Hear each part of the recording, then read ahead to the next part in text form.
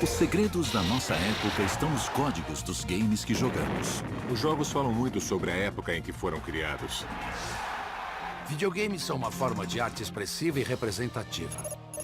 Uma forma de arte que nasceu num período de muitos medos.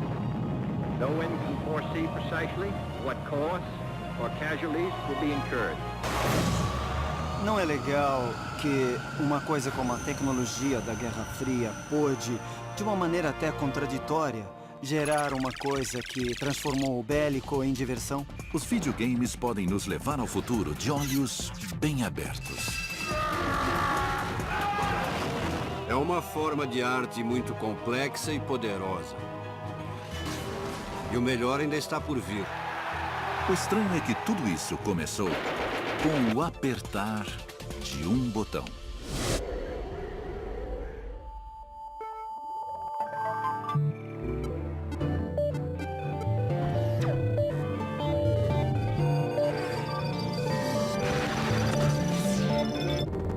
A era do videogame.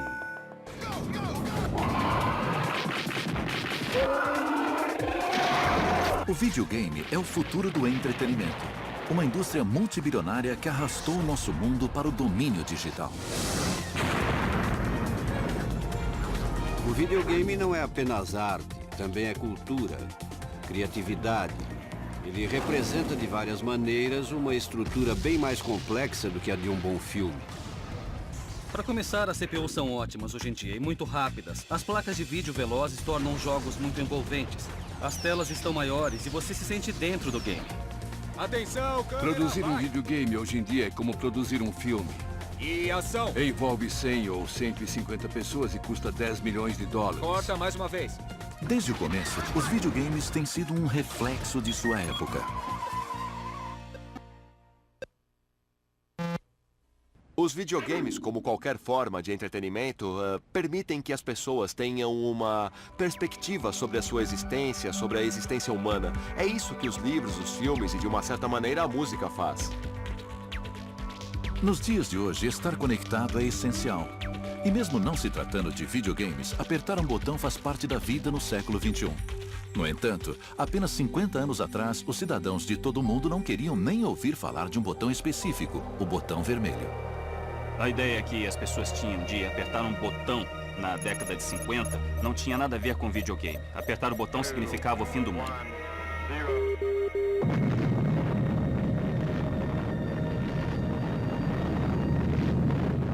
Eu morava perto de uma base aérea chamada Hill Air Force Base. A gente achava que era um dos grandes alvos. A gente sentia muito medo na Rússia. Havia até um curso especial nas escolas e depois nas faculdades que ensinava técnicas de defesa civil e como agir em caso de algum tipo de ataque de destruição em massa. The Cold War is becoming evident. With about 5 million Red Army troops and 2 million internal security. Os países viviam sob a ameaça da Guerra Fria. No início, a tecnologia da informática surgiu como expressão do medo coletivo. No one can foresee precisely what cost it will take, or what costs or casualties will be incurred. A Guerra Fria era um permanente estado de conflito diplomático entre o mundo comunista e o mundo capitalista. Chamava-se Guerra Fria porque, na verdade, nunca resultou em conflito armado.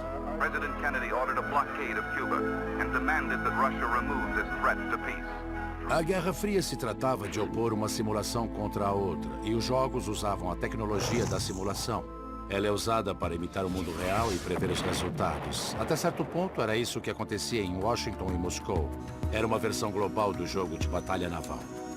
To protect the future of America, the defense techniques of tomorrow had to be discovered now. A Guerra Fria não passou de uma simulação, porque a guerra não se concretizou. Só havia a possibilidade de batalhas no futuro, além do medo da guerra e de suas consequências.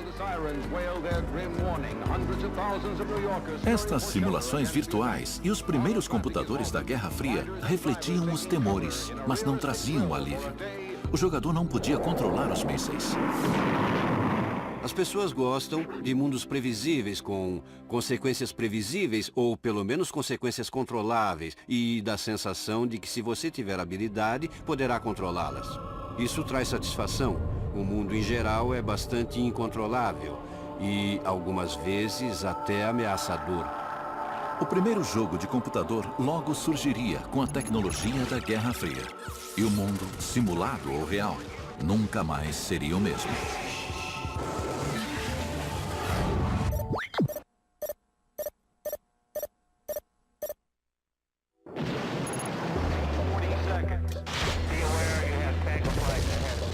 Na década de 50, a Guerra Fria resultou no desenvolvimento de tecnologia computadorizada para simular lançamentos de mísseis e combates.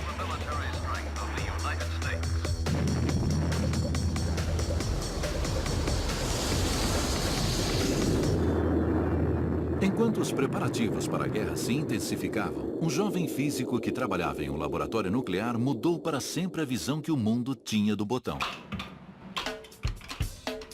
Em 1958, William Willie Higginbotham, que havia trabalhado na primeira bomba atômica, transformou duas linhas rudimentares e uma bola na primeira experiência interativa de entretenimento em computador, o tênis para dois. Todo fim de semana, as pessoas competiam para ver quem inventava a coisa mais legal. E o Willie Higginbotham teve a ideia de transformar o osciloscópio em um jogo de tênis. Era a expressão de uma certa energia rebelde adolescente trabalhando em paralelo com projetos militares. Era um equipamento muito caro na época e foi transformado em um jogo. De repente, os computadores ganharam uma utilização que ia além dos cálculos militares. Mas conforme a guerra evoluía, também evoluíam os jogos e os jogadores. Laika, first space traveler was ready for the takeoff. And here it is. Eu lembro do burburinho gerado pelos cachorros que foram para o espaço. Eu até me lembro dos nomes, sabia? Belga, Strelka, alguma coisa assim. Shortly after Laika's flight, the Russian Man in Space program began. The same centrifuge that tested Laika was now adapted for human experiments. Com certeza, o voo de Gagarin foi um grande evento em 1961. Major Yuri Alexeyevich Gagarin was launched into orbit around the Earth. Yuri Gagarin deu o primeiro passo para a conquista do espaço pela União Soviética. Mas os norte-americanos estavam bem perto. We choose to go to the moon in this decade and do the other things. Not because they are easy, but because they are hard. A Guerra Fria se transformou em corrida espacial e influenciou profundamente Steve Russell, um programador do MIT que levou o videogame para um novo domínio, criando sua própria guerra espacial. A corrida espacial estava nos noticiários e, lógico, naves espaciais decolando e explodindo era uma coisa difícil de não se notar. Além disso, eu tinha acabado de ler uma série de histórias em quadrinhos. Eram historinhas de ficção científica que mostravam os heróis voando pela galáxia e inventando novas tecnologias enquanto eram perseguidos pelas forças do mal. Antes de combater as forças do mal, Steven Slug Russell precisou aprender a dominar o desajeitado computador PDP-1.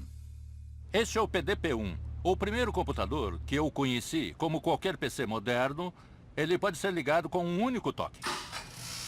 Na época era considerado um microcomputador porque era tão pequeno quanto uma geladeira. Custava $120 mil e fazia operações simples como digitação e funções de calculadora. Os programas eram caros, então ele era uma máquina de escrever e calculadora bem cara. Ele não fazia nada de espetacular, era meio sem graça. Então devem ter pensado, não, a gente pode fazer uma coisa bem mais legal com esse PDP. A gente acabou inventando duas naves espaciais que jogavam torpedos uma contra a outra. Ah, legal. Mas isso tá meio chato, não dá pra explodir nada? Se Tênis para Dois era uma distração despretensiosa da Guerra Fria, o jogo de Steve Slug Russell era uma expressão direta da corrida espacial e do medo generalizado da guerra espacial. Era um reflexo da época. Existia aquela paranoia com os soviéticos, um medo de os comunistas atacarem. O jogo atingia diretamente o inconsciente coletivo da sociedade e dizia: estamos com medo, a guerra pode estourar. Foi um acontecimento notável e à frente do seu tempo, e ele me influenciou profundamente. Foi o jogo de computador mais popular durante 2 anos, até porque era o único que existia. A compilação de instruções do jogo era passada de programador para programador. Qualquer instituição com um computador PDP-1 inevitavelmente tinha uma versão de Space War. Ele se tornou um programa aberto e nós dávamos cópias das instruções para qualquer um que pedisse e quisesse. Eram caras jovens, na faixa dos 20 anos, e faziam parte de um grupo que pode ser considerado a primeira geração de hackers. Era menos rebeldia do que curiosidade. Afinal, havia tanta coisa nova para inventar. Era como um brinquedo de blocos de montar, só que com muitas peças diferentes. A gente podia construir coisas. Uma das coisas que Steve Russell construiu serviu de base para aquilo que se tornaria a parte mais importante de qualquer experiência com videogame: o joystick. No começo, os controles eram os botões do console. Depois, os caras do clube de aeromodelismo inventaram uma caixa de controle usando peças de telefone. Steve Russell também foi o primeiro programador a colocar a destruição na tela. Olha, uma coisa que às vezes digo é que eu lancei a maldição do videogame sobre o planeta.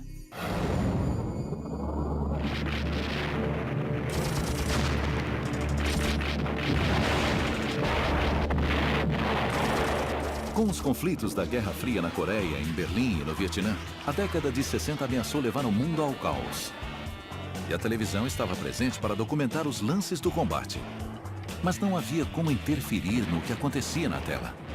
A televisão nos mostrou cenas de completo desespero. A TV havia se tornado a visão do napalm e das criancinhas vietnamitas correndo das bombas. A televisão virou uma máquina da dor. E uma máquina da dor que não permitia nenhum tipo de interferência. Many U.S. colleges see the Nixon move as a red flag. They've been demanding that the U.S. get out of Southeast Asia. Naquela época, na década de 70, a televisão era uma mídia muito passiva e fria. And Nixon seems now to be digging in. It's like putting a match to a giant fuse, zigzagging across the nation. A televisão era uma fonte estática de notícias ruins, que um homem e uma ideia mudariam para sempre. E de repente o videogame se transformou numa mídia atraente. Você podia controlar o que estava na tela. Ralph Baer, considerado um dos maiores inventores no mundo do videogame, criou o primeiro console caseiro, o Magnavox Odyssey.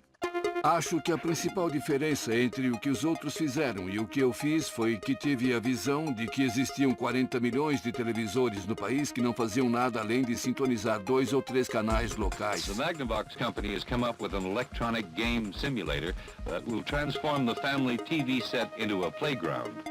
Eu não conseguia acreditar. Eu pensava, em casa? Na televisão? Videogames? Esse é um mundo maluco. Esse negócio é o futuro.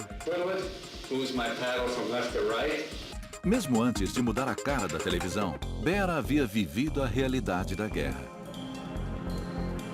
Ele fugiu da Alemanha nazista com a família antes do Holocausto e depois se alistou para lutar na Segunda Guerra ao lado dos norte-americanos. O fato que influenciou profundamente Baer e a história do videogame foi a sua transferência para a Normandia, na França, onde trabalhou como interrogador. Lá viveu cercado por ferramentas de guerra. Havia armas por toda parte. A maioria havia sido trazida do norte da África pelos britânicos. Para todo lado que olhava eu via armas. Eu me sentia atraído pelas armas de fogo. Elas têm história, são fascinantes e são objetos mecânicos. Eu voltei da guerra com 18 toneladas de pequenas armas. Pequenas armas de fogo. Mas Baer havia ganhado mais do que um acervo de museu. Para lidar mentalmente com a guerra, ele despertou um amor inato pela interação com a tecnologia. Uma habilidade que o levou para a Sanders Associates em 1958. Na época, os eletrônicos serviam para defesa. E Ralph Baer era um jovem engenheiro que trabalhava ali com formação em tecnologia da televisão. Baer foi contratado para desenvolver tecnologia militar para a Guerra Fria. Mas em seguida começou a trabalhar com a caixa marrom. Era o protótipo do primeiro console caseiro de jogos, o Magnavox Odyssey. A caixa vinha com 7 jogos diferentes e permitia a ligação de diferentes acessórios. Nós produzimos um jogo que era fascinante e ele sobreviveu. Pode ser jogado até hoje porque ainda é divertido e usa somente símbolos rudimentares na tela. Vamos usar uma estratégia conservadora e ver no que dá. Vou tentar a jogada inglesa. Ups! Droga! Ralph Baer mudou para sempre a maneira como o mundo vê a televisão. E assim como aconteceu com os pioneiros, toda a diversão era financiada por dólares norte-americanos. Quem trabalha em empregos sérios e tecnológicos está sempre em busca de diversão no trabalho. E foi assim que o videogame nasceu. Alguém resolveu brincar com o osciloscópio e acabou inventando o tênis para dois. E o Ralph Baer, principalmente, que trabalhava em um ramo tão sério, eu imagino que de vez em quando ele parava um pouco para curtir toda aquela tecnologia com que trabalhava, em vez de usá-la apenas para destruição. Como qualquer outra indústria tecnológica de hoje, a indústria do videogame não existiria se não fossem as Forças Armadas. Foram os militares que investiram em pesquisa com computadores na Segunda Guerra Mundial para calcular trajetórias de mísseis, por exemplo. A indústria do videogame e as Forças Armadas estão juntas desde o início. Okay, I got you. Driver up, fire.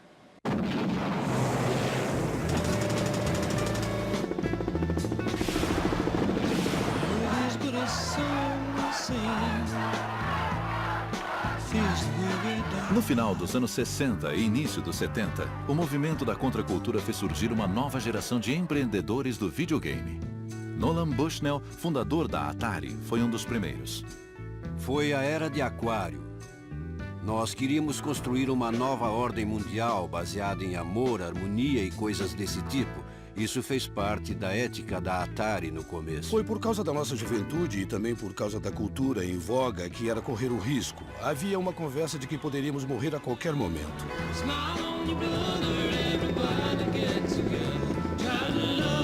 Havia uma atitude de aproveitar a vida ao máximo e de não deixar nada para amanhã. Nós fazíamos parte dessa cultura. Por que não fazer o mesmo?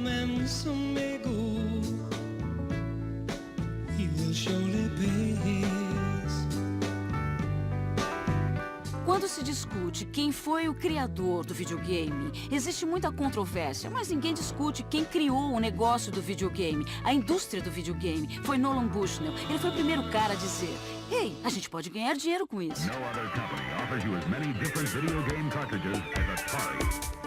Bushnell incumbiu o antigo colega Al Alcorn de programar o primeiro fliperama eletrônico. Ele me passou um primeiro projeto que era desenvolver um jogo simples de ping-pong com uma bolinha em movimento para marcar pontos e me contou que tinha um contrato com a General Electric. Mas, na verdade, ele não tinha contrato nenhum. Eu queria incentivá-lo. Eu queria que ele não pensasse que aquilo era só um treinamento. O incentivo deu certo e o protótipo do Pong ficou pronto. Quando consegui um jogo que funcionava muito bem, Nolan disse que precisava ter som. Especificou que queria o barulho de uma multidão torcendo. E alguém disse que queria vaias quando o jogador perdesse. Eu não fazia ideia de como conseguir isso. Eu já tinha estourado o orçamento e a máquina já tinha chips demais. Eu comecei a cutucar um fio de amplificador no circuito até descobrir ruídos que pareciam adequados. E conectei os fios neles. Só precisava de meio chip para obter esses sons. E então eu mostrei ao Nolan. Ele terminou em 3 dias. Eu fiquei espantado. Ele era muito competente. A gente mudou só uma coisinha. Dependendo da parte da raquete que batia na bola, o ângulo mudava. E de repente um jogo meio chato se transformou em um jogo pra lá de divertido. Aquela pequena alteração foi uma mudança da água pro vinho. A Atari lançou o Pong no mercado mundial em 1972. Assim nascia a indústria do videogame. Pong foi o começo de tudo. Pong foi o primeiro videogame que as pessoas podiam jogar fora de um laboratório científico. Eu escrevi as primeiras instruções para o Pong, que eram: o primeiro passo, inserir a moeda. Segundo passo, a bola é sacada automaticamente. Terceiro passo, não deixe a bola escapar para fazer pontos. Era só isso, muito fácil de jogar. O pessoal da minha época se lembra da primeira vez que jogou Pong, da mesma forma que as pessoas se lembram do assassinato de Kennedy, porque tínhamos o poder do pixel. Don't watch television tonight. Play it. Foi criado em um pub em Liverpool, na Inglaterra, e o meu pai, um belo dia, apareceu com um móvel bem grande que 2 caras estavam carregando para dentro do bar. Era desse tamanho. Claro que era o Pong, o ancestral de todo videogame. Outra coisa estranha do Pong é que era um jogo para 2 pessoas. Precisava de 2 jogadores. Não dava para brincar sozinho. Pong era um tipo de competição parecido com pedra, papel e tesoura. Era um jeito diferente de competir, de derrotar alguém e de provar que você era o maioral. Foi bem no início do movimento de liberação feminina. Women and all the minorities, that all of us must stand up together and say no more. Maybe the men aren't ready for it, but the revolution is on. The women of America are marching, more of them in the East than anywhere Era else. aceitável que as mulheres recém-liberadas entrassem em um bar e dissessem: quer jogar Pong? Eu pago. As mulheres têm uma coordenação dos músculos pequenos melhor do que a dos homens. Por isso, as mulheres jogavam Pong, em geral, melhor do que os homens. Foi a primeira vez, em muitos casos, que numa situação de igualdade, uma mulher podia vencer um cara. Para falar a verdade, as mulheres passaram a poder frequentar bares e ganhar dinheiro. Eu acho que o Pong surgiu numa época em que os Estados Unidos estavam passando por um momento histórico meio grave. Havia o Vietnã, o movimento pelos direitos civis e outras coisas. A década de 70 hoje parece muito mais frívola do que a de 60, que foi um período muito intenso. Mas eu não acho que os videogames tenham criado essa sensação de frivolidade. Acho que isso foi apenas o sintoma de uma tendência que as pessoas tinham de se recolher mais em casa e de convidar os amigos. Todo mundo estava meio sério e preocupado. Acho que essa é uma análise mais justa da época. Mesmo que tudo no mundo fosse perfeito, ainda haveria necessidade de diversão. O jogo faz parte da natureza dos mamíferos de todas as espécies. Cachorrinhos brincam, macacos brincam, seres humanos brincam em todas as partes do planeta. A gente brinca junto com os outros. Higginbottom, Russell, Bear, Bushnell, estes pioneiros, conscientemente ou não, canalizaram os nossos medos coletivos para suas criações virtuais. Era evidente que o mundo era maçante e o videogame se tornou a perfeita arma de distração em massa no mundo inteiro.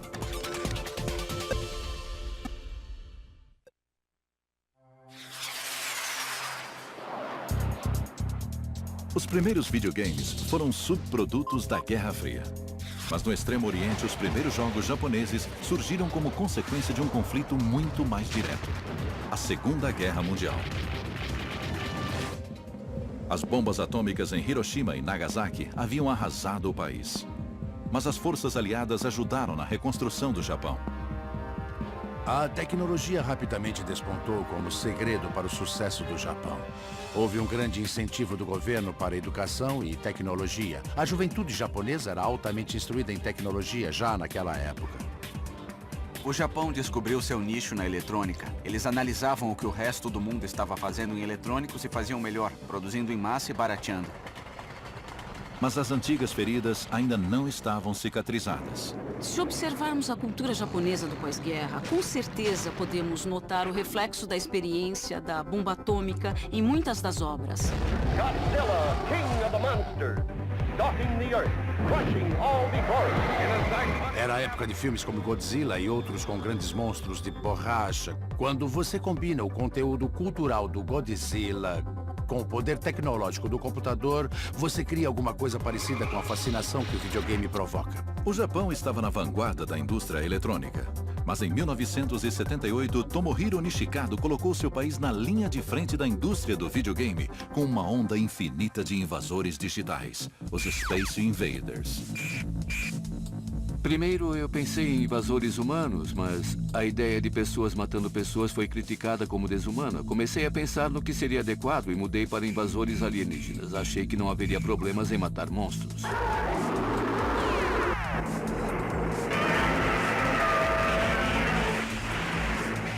Eu acho que quando você olha para os Space Invaders, não é absurdo comparar os alienígenas que caem do céu com aviões sobrevoando o Japão.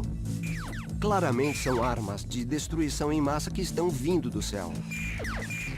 O que eu acho interessante no Space Invaders é que ele foi um dos primeiros jogos que mexeram com a fantasia. Quando você joga, tem a sensação de que sua área está sendo invadida e pensa, estes caras estão invadindo e estou na linha de frente para proteger a humanidade. Space Invaders mexeu com a mente dos japoneses. Milhões de adolescentes brincaram com o jogo e provocaram uma escassez de moedas de 100 ienes no Japão. O jogo foi um estouro e de um jeito que só poderia acontecer no Japão.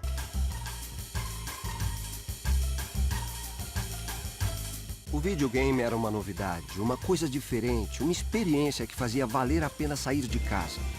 No Japão isso tem grande importância porque as residências são muito pequenas. Os adolescentes de lá saem de um jeito um pouco diferente do que os americanos. Nós buscamos inspiração nos batimentos cardíacos para criar um dos efeitos sonoros do jogo. O tom grave da reverberação quando os invasores se aproximavam. Hoje em dia é possível criar sons melhores, mas naquela época, quando as técnicas e os aparelhos eram limitados, era o melhor que podíamos fazer, mas acho que chegamos bem perto. Para pra pensar o que o jogo Space Invaders fez do ponto de vista de música e sons, eram só 4 notas e eram assim... Tan, tan, tan, tan, tan, tan, tan, tan. E o interessante é que eles mexeram com o ritmo. Ele ficava mais rápido quando os invasores se aproximavam e continuava acelerando. A música ficava cada vez mais rápida e dava uma certa sensação de pânico enquanto você estava jogando. Era incrível. Para faturar com a nova mania, os lojistas esgotaram a mercadoria e instalaram fliperamas do Space Invaders de um dia para o outro. Mas os invasores do espaço apontaram um conflito de gerações na cultura japonesa. Muitas mães proibiram os filhos de brincarem com o jogo. Surgiu um problema social porque alguns jovens roubavam dinheiro ou falsificavam moedas para poderem usar os fliperamas. Foi considerado um problema sério na educação das crianças. Eu acho que no caso do Space Invaders, o que aconteceu foi que a tecnologia pela primeira vez criou um grande abismo entre as gerações. Enfim, a geração dos mais velhos achava que estava atualizada porque entendia o que acontecia com a indústria automobilística e com a televisão, mas ficou para trás porque não entendia como um jogo tão bobo era tão popular. All across the country, kids are being swept away by video games. They watch the dancing. Nos Estados Unidos foram criadas várias leis proibindo um certo número de jovens de se agruparem numa loja de diversões eletrônicas ao mesmo tempo. Surgiu uma nova cultura. Além disso, uma coisa que era meio triste nesse tipo de jogo é que eles sempre terminavam com a derrota do jogador. Ninguém havia pensado sobre isso na época, mas eu fico pensando se isso não era um reflexo da paranoia da Guerra Fria, porque, no final das contas, a guerra era um jogo de derrota. Você sempre acaba perdendo. O jogo Space Invaders era a expressão digital de uma época sombria. Mas como o Japão sempre teve uma queda por personagens fofos e bonitinhos, surgiu o Pac-Man.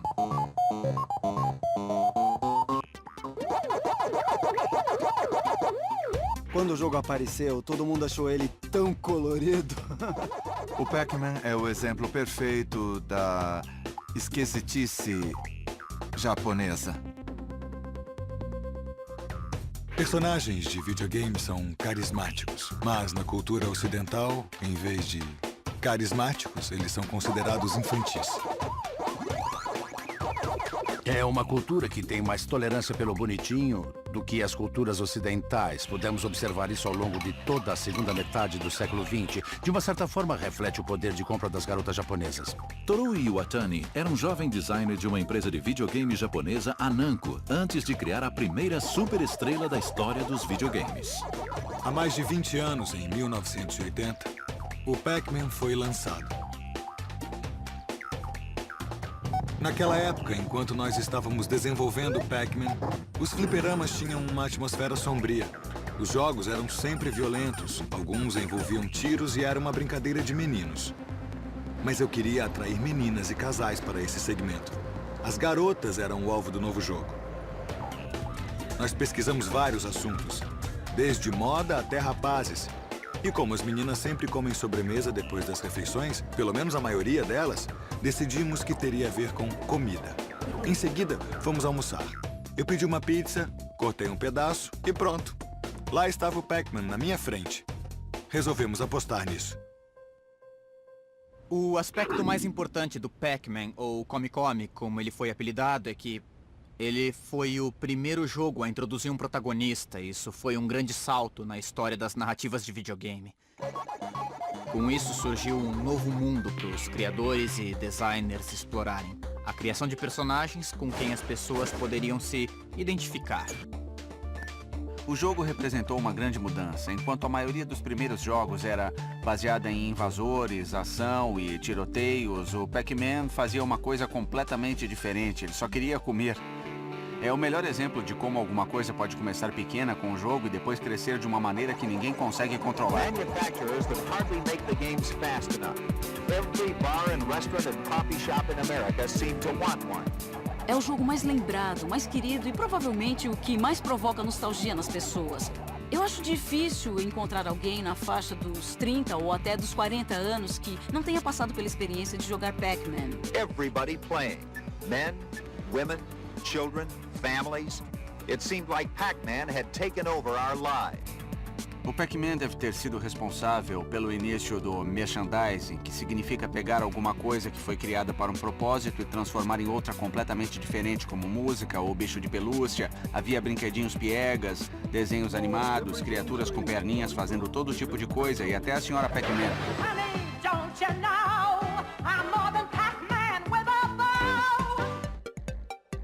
O Pac-Man foi adorado e bem aceito durante muitos anos. E as vendas nunca caíram.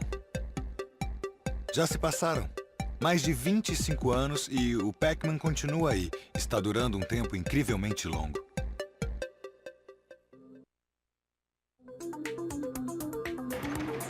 No início da década de 80, ficou claro que os videogames e as figuras esquisitas que eles criaram vieram para ficar. Eu acho que os videogames são uma forma de arte expressiva e representativa. Acho que eles representam as nossas crenças, atitudes e uma série de questões com as quais lutamos em determinados momentos da vida.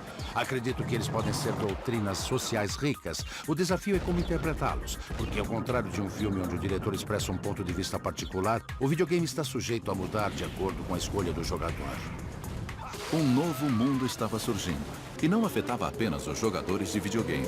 Também afetava seus criadores. A Atari era uma típica empresa do Vale do Silício já na década de 70. Nós definíamos um estilo de vida sem terno nem gravata. E mesmo assim o negócio era sério e lucrativo. O ambiente não era rigoroso e nós tratávamos bem os funcionários, porque os considerávamos nosso patrimônio mais importante. Não dávamos importância para o horário de trabalho. Você podia chegar ao meio-dia ou sair à meia-noite. Não havia problema. Era uma verdadeira meritocracia. You want to be successful. The single most important thing that you have to be is a doer.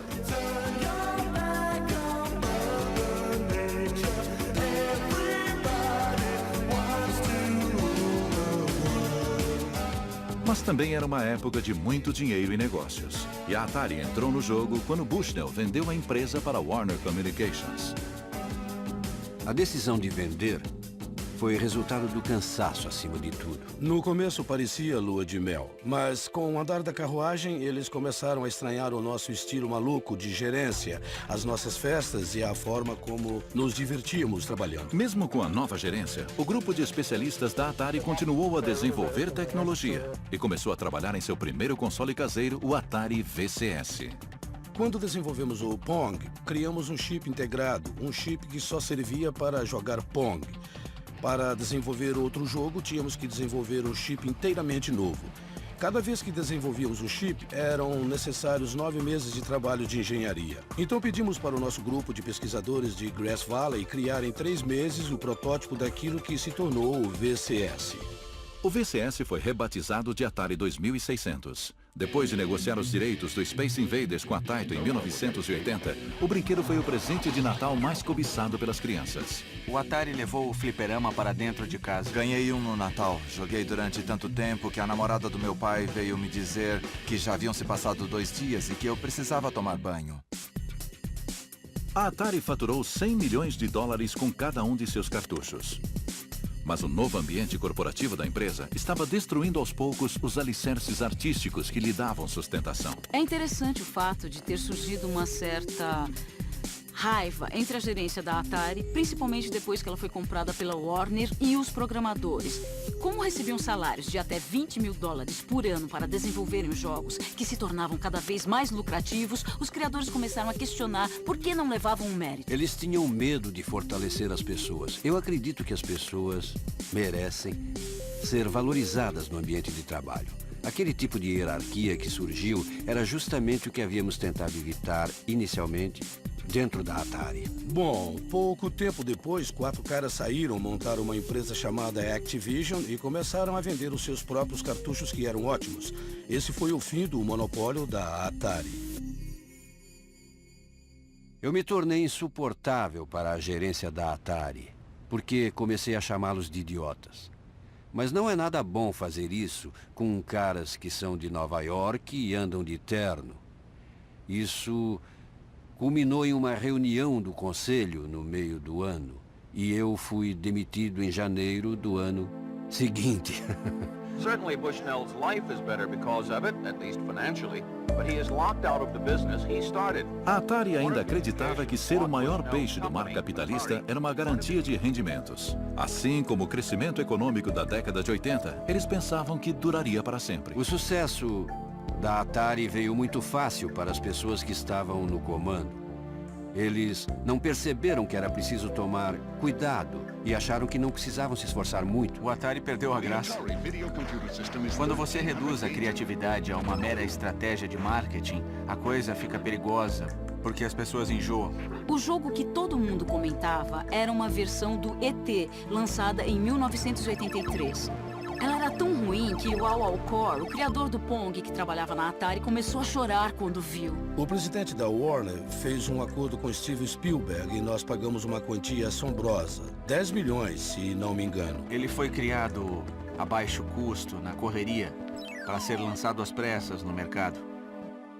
E as crianças correram para comprar o jogo e logo descobriram que o que haviam adorado na telona era terrível no videogame. Na verdade, havia tantos cartuchos encalhados que a gente precisava se livrar deles de alguma maneira. Eles foram jogados em um aterro sanitário, mas a notícia se espalhou e então a Atari mandou cobrir o aterro com cimento para dar um sumiço neles, com a desculpa de que eram cartuchos defeituosos. O único defeito era que eles não vendiam. Pois é, a coisa ficou feia perto do fim. Sales of Atari video games dropped off sharply. Em 1983 foi o ano do grande desastre. No final da década de 70, quando você conversava com as pessoas que fabricavam games, elas diziam que nesse ramo era só tirar um jogo novo para cima e esperar o dinheiro cair de volta. Então o que aconteceu foi que todo mundo tentou entrar no mercado. Eram muitos concorrentes. Dezenas e dezenas de empresas. O público ficou tão saturado com os jogos e vários deles eram tão ruins que as pessoas perderam completamente o interesse pelo brinquedo. No matter how great the graphics sounds are, still there's something a little bit boring right now about shooting a Martian or something. The big crash. Not since 1929 has an industry fallen so far, so fast. The victim of oversaturation. No final, a baixa qualidade dos cartuchos para o Atari 2600 e o surgimento de jogos para computadores pessoais foram demais. A indústria do videogame havia se estabelecido como um negócio legítimo. E como qualquer negócio, tinha momentos bons e ruins. Tornar-se obsoleto era só uma questão de tempo. Foi o que aconteceu com a Atari, uma morte repentina e dolorosa. Mas eu já sabia. Ela já estava morta para mim em 1981, mas foi em 1983 que realmente acabou acontecendo. Burrice. Eu ganhei mais dinheiro vendendo as ações da Warner, porque previu o que aconteceria, do que ganhei com a venda da Atari. Não, isso é mentira. Mas eu me dei muito bem, vendendo as ações de qualquer forma. O jogo foi reiniciado e as portas estavam abertas para qualquer um que tivesse interesse por videogames e cabeça de programador. A aventura estava começando.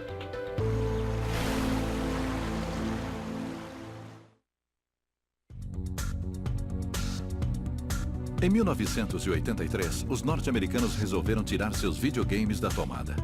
Mas do outro lado do globo político, no regime comunista da antiga União Soviética, Alexei Pajitnov juntou as peças para criar um dos jogos mais viciadores de toda a história do videogame: o Tetris. O início dos anos 80 foi uma época muito difícil, porque havia uma estagnação absoluta na política. O moral andava muito sombrio, não tínhamos mais esperança. E também não havia muita diversão. Sempre havia algum filme ou peça de teatro, mas de uma forma geral, a vida não era pensada para o entretenimento. Eu passava 14 horas por dia no meu trabalho e ficava brincando com o computador como os jovens hackers de hoje em dia. Em 1985, Alexei passava o tempo como funcionário da equipe de ciências da computação na Academia Russa de Ciências. Mas aquilo não era o que realmente me interessava. Eu gostava mesmo de todo tipo de pequenos jogos, diversões e quebra-cabeças. Ele concebeu uma ideia que era de um caráter puramente matemático, de pensar em todas as diferentes maneiras de configurar e juntar um conjunto de blocos e depois encaixá-los num quebra-cabeça que não fosse bidimensional, mas com peças caindo em movimento. Eu comecei a imaginar peças caindo. Você poderia girar e movê-las de um lado para o outro para escolher onde encaixar. Essa era a ideia básica do Tetris. Era um jeito novo de pensar em tempo real, diferente de tudo, porque existia uma parte do cérebro que normalmente não era exigida em tempo real nos outros videogames. E a ideia era tão genial que nem precisava de um bom visual para vender o jogo. Por volta de 1986, versões do jogo para PC atravessaram a cortina de ferro. Mas Alexei havia assinado um contrato cedendo os direitos do jogo por 10 anos. Aproveitando o vácuo da Atari, a União Soviética vendeu o game no mundo inteiro e faturou milhões com a invenção de Alexei. Isso acontecia com tudo. As pessoas não tinham direito sobre aquilo que produziam ou faziam. Tudo era tirado delas. Eu não queria brigar pelos meus direitos. Eu preferia ver o jogo ganhar o mundo. Play Tetris, my friends. Apesar da pose das superpotências mundiais na Guerra Fria, o Tetris foi imediatamente bem recebido nos lares e escritórios de todo o mundo. Se você jogar bastante, como eu joguei na época do lançamento, você começa a sonhar em Tetris.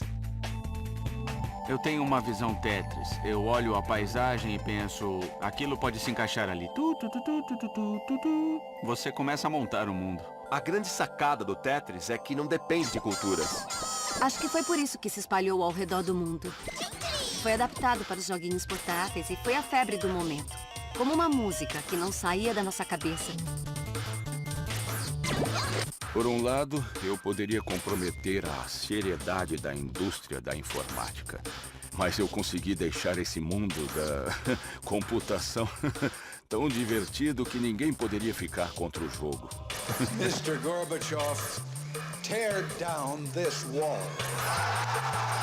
Em 1989, caiu o Muro de Berlim e poucos anos depois, a União Soviética.